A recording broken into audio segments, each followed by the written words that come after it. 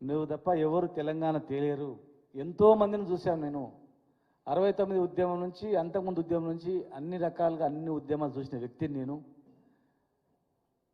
నీ అంత పట్టుదల తెలంగాణ, నీ అంత కసి ఎవరికి లేదు, నువ్వే సాధించగలుగుతావు అని చెప్పి గట్టిగా చెప్పి తెలంగాణ జరుగుతున్న అన్యాయాన్ని చెప్పినటువంటి గొప్ప వ్యక్తి జయశంకర్ సార్ గారు. ఈరోజు నీళ్లు, నిధులు, నియామకాలు ఈ మూడు అనేది ప్రధానం.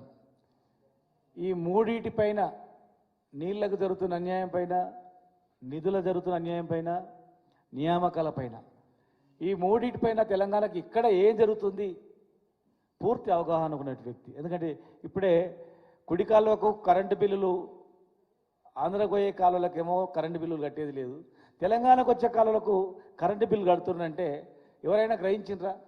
ఆనాడు ప్రభుత్వంలో మంత్రులు ఉన్నారు, అందరు ఉన్నారు, వ్యవస్థ ఉంది, అధికారులు ఉన్నారు.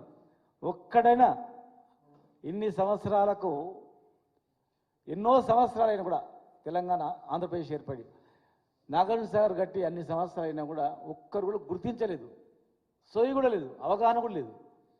మరి కరెంటు బిల్లుల కానుంచి, నిధుల కానుంచి ఇక్కడ ఇన్కమ్ ఎంత ఉంది? ఆ రోజే చెప్పిండు తెలంగాణ వస్తే మిగులు బడ్జెట్ ఉంటుందని. మనము మిగులు బడ్జెట్లో ఆంధ్రప్రదేశ్లో కలిసినాం. డేరాలు వేసుకొని వాళ్ళకు టెంట్ హౌస్ల కింద సెక్రటరియట్లు ఉండే, సచివాలయాలు ఉండే, కర్నూలులో మనకు పెద్ద పెద్ద బిల్డింగ్లు ఉండే, మిగులు బడ్జెట్లో మనం కలుపుకున్నారు. మోసం ఇది, కలయికనే పెద్ద మోసం. మళ్ళీ తెలంగాణ వస్తే బ్రహ్మాండంగా డెవలప్ చేసుకుంటాం, మనకు నిధులు ఉంటాయని, నిధులు వస్తాయని చెప్పి నీళ్ళు ఎట్లా వాడుకోవాలి, నిధులు ఎట్లా వాడుకోవాలి, తెలంగాణ వచ్చిన తర్వాత ఏమేం చేయాలో ఈరోజు కేసీఆర్ గారు అమలు చేసినటువంటి ఇరిగేషన్ ప్రాజెక్టు కావచ్చు, ప్రతి ఒక్కటి ఆ రోజే వచ్చిన తర్వాత ఇట్లా చేసుకోవచ్చని మేము చాలా సందర్భాల్లో దేవిప్రసాద్ గారు, స్వామిగౌడ్ గారు, మేమందరం కూడా తెలంగాణ వచ్చిన తర్వాత హైయెస్ట్ శాలరీస్ ఇద్దాం, తెలంగాణ వచ్చిన తర్వాత ఈ ప్రాజెక్ట్ కట్టుకుంటామని మాట్లాడుతున్నప్పుడు మేము ఒకసారి అనుకునేది మొఖాలు చూసుకొని, అసలు రాష్ట్రమే రాలేదు, వస్తుందో రాదు, వచ్చిన తర్వాత ఎట్లా చేయాలని ప్లాన్ చేస్తున్నారు చూడు, నిజంగా సాధ్యమవుతుందా అనేటువంటి సందర్భాలు కూడా కళ్ళారు చూసినాం. మేమందరం స్వయంగా మేము 2005లో ఆగస్టులో ఇదే మంత్లో ఒకసారి మేము కలిసినప్పుడు అధికారులకు సంఘం లేదు, శ్రీనివాస్ గౌడ్ గారు మీరు పెట్టండి, అప్పుడంటే ఎన్జిఓలు ఎక్కువ ఉండ్రి, టీచర్లు ఉండ్రి, ఇప్పుడు అధికారులు కూడా పెద్ద సంఖ్యలో ఉన్నారు, సంఘాన్ని పెట్టనిస్తలేరు, మీరు సంఘం పెట్టండి అన్నప్పుడు అప్పటికే నేను 1997లోనే మున్సిపల్ 2 సంఘాలు, తెలంగాణ ఆంధ్ర 2 సంఘాలు ఏర్పాటు చేసి తెలంగాణ ప్రెసిడెంట్గా ఉన్నా. ఓన్లీ మున్సిపల్ శాఖకే పరిమితమై పనిచేస్తున్నది.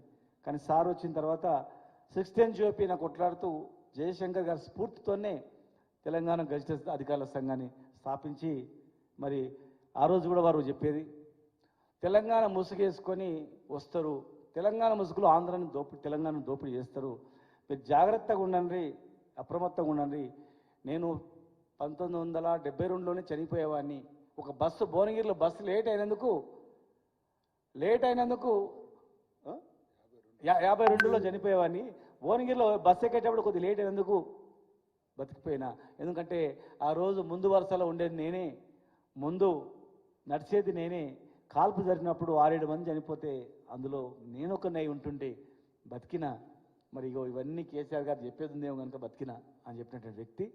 తెలంగాణ 9th డిసెంబర్ ప్రకటన, చిదంబరం గారు ఇచ్చే ప్రకటన కూడా వారు ఏం రాయాలని రాసినటువంటి పరిస్థితి. ఆ రోజు కేసీఆర్ గారి దీక్ష విరమణ చేసేటప్పుడు మేము పక్కపక్కలో ఉండి, సార్ వచ్చింది కానీ నిలబడుతుందా అంటే, వచ్చి జెండా ఎగరేసేంత వరకు భద్రం లేదు, ఏం చేస్తారో తెలియదని అనుకున్నట్లనే మళ్ళీ వచ్చిన ప్రకటన వెనక్కిపోవడం.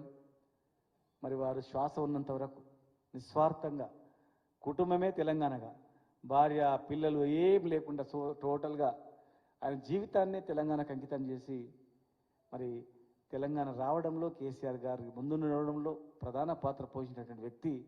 ఈరోజు వారు లేకపోయినా వారి చరిత్ర అనేది వెలిగిపోయింది. సజీవంగా వారు లేకపోయినా వారి యొక్క ఆత్మ అనేది ఉంది. అందరం తలుచుకుంటాం. తెలంగాణ ఎక్కడ పోయినా కూడా సార్ ఎవరంటే జయశంకర్ సార్ అని. ప్రతి జిల్లాలో ఆయన విగ్రహాలు లేనటువంటి జిల్లానే లేదు. ఆయన స్ఫూర్తితో ముందుకు పోవాలి. తెలంగాణ వచ్చిన తర్వాత ఏం డెవలప్ చేయాలని చెప్పిండు. వచ్చిన తర్వాత ఎట్లా మళ్ళీ తెలంగాణ అల్లకల్లోలం చేస్తారని కూడా ఆయన ముందే పసిగట్టి చెప్పిండు. ఆయనది అనుకున్నట్లనే ఇది మనం చాలా సందర్భాలను చూస్తూ ఉంటాం.